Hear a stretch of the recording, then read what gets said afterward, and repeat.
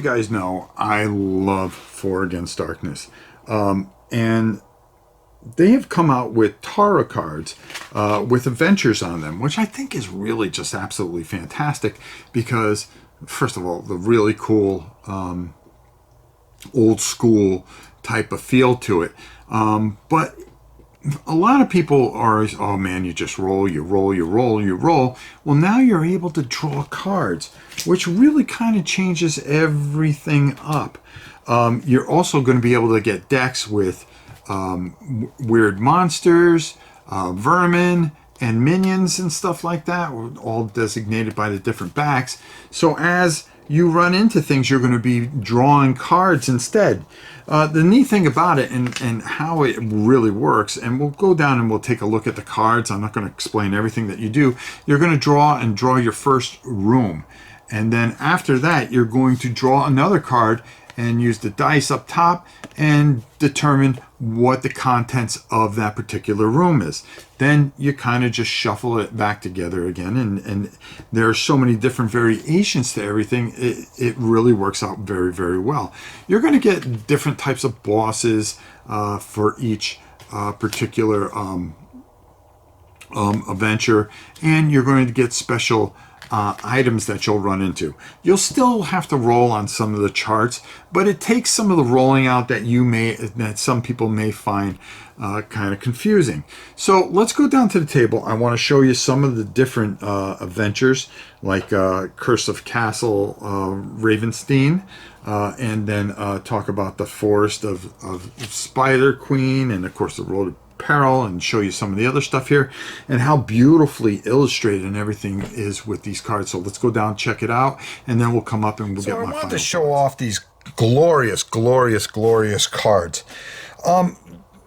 Sometimes people, like I said in the beginning, one of the complaints that they have is, oh, there's so much rolling. Well, I love to roll dice, but what makes this very unique is you have three different,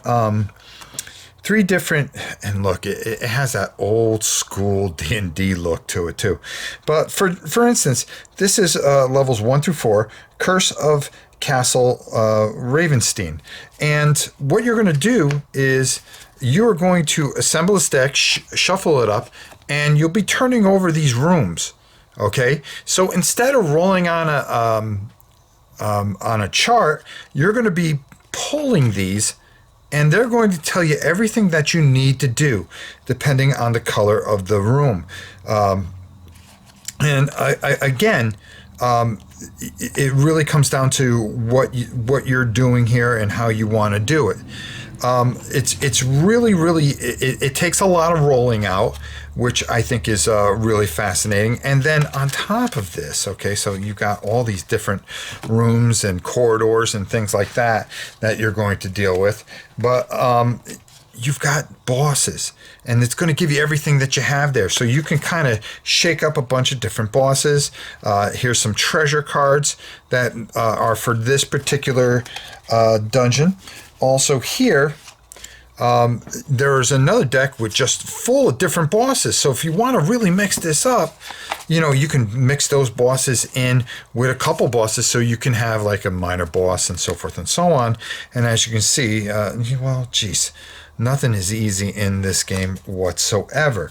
You also have a couple of decks for minions, as you can see, zombies and stuff like that. And then also weird monsters as well as vermin. There's our favorite skeletal rats and things like this. And what's really neat about this is you get a card with it. For instance, for Curse of Castle Ravenstein, you're going to get all your special rules, the things that you're going to need, and so forth and so on, and how you're going to play this through, and so forth and so on.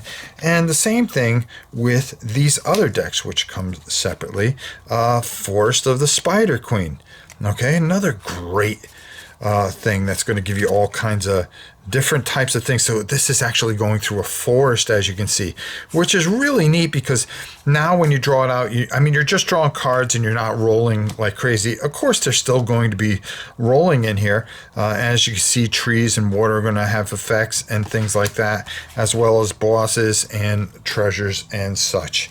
All these things, you can purchase these also on RPG drive-through RPG, or you can go to their site, For Against Darkness, and you will have everything that you need. You can order these up, and it takes some of the rolling out if you are not a big fan of the rolling, even though I am. So let's go up top and talk a little bit more about this, and I'll give you my final thoughts. Now, one of the things I really like is the uniqueness of these adventures. Each one has special rules, like we said, and I don't think I explained it when I've shown you the cards. That you're going to be drawing cards to do different things, and it takes some of the rolling out. You're still going to need the book and some charts and things like that as you go through this, but this really this adds another layer to what is already a great game. If you are somebody that hates rolling dice or is just in a string of bad luck, well, then use the cards. But it doesn't take away from what is at heart probably one of the best role-playing games out there. Like I always say, it's a two-way draw for me with this and another game, but this is just absolutely fantastic. I love the art. I love everything about it. I love how it just brings more theme to it with the fantastic color art, the old school feel with the covers, and really setting you up to make it simple to get through levels 1 through 4. I would love to see more of these come out. You can get these at Drive-Thru RPG, as well as go to For Against Darkness or Genosha.com. I think that's the website. But if you look up For Against Darkness, it'll come up, and you'll be able to find it there and be able to purchase it there. I think also, like I said, they will print these out, and these are just absolutely fantastic and a must-have for sure. Especially if you're a big For Against Darkness fan like this guy. So until next time, it's your old pal Rob. We'll see you soon.